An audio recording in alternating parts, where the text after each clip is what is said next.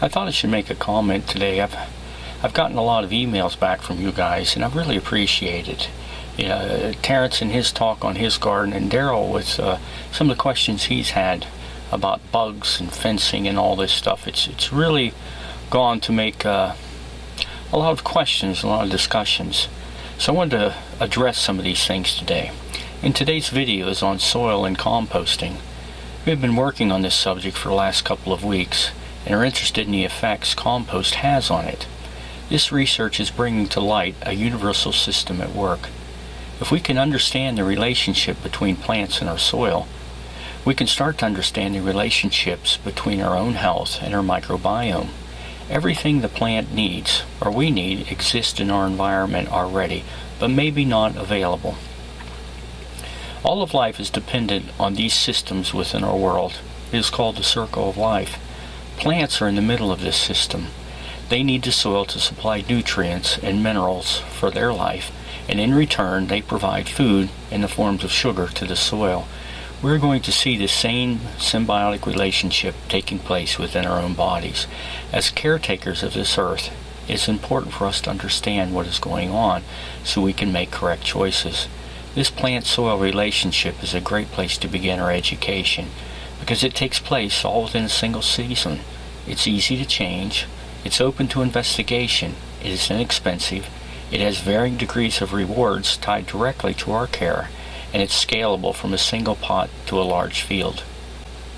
If Dr. Ingram is correct, proclaiming the idea that soil can provide everything the plant needs when it is healthy and operating correctly, then I think we can make the same assumption when it comes to our own bodies.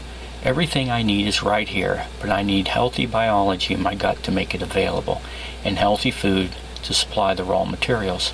I sent an email out about this morning. Dr. Ingram has a couple lectures on that subject. None of us want to return to hunter-gatherer days collecting our daily needs, so we need a solution. Technology has invented processes to increase food production from our earth, but with side effects and long-term deadly cost. These deadly costs are now coming due, and we are looking for another way. Some are returning to nature and asking the question, how can we work with you and produce more?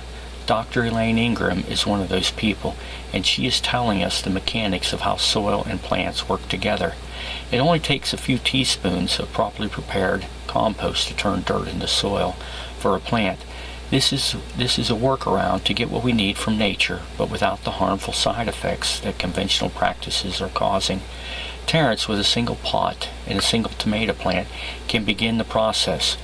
The soil will change the tomato plant, and the tomato will change Terrence's gut biome. Granted, this is all still theoretical, as Daryl has been pointing out, but it sounds too good and reasonable not to give it a try.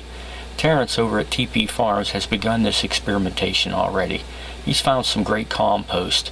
He bought some. He's working it into his ground. He's also making some teas out of it and watering his plants.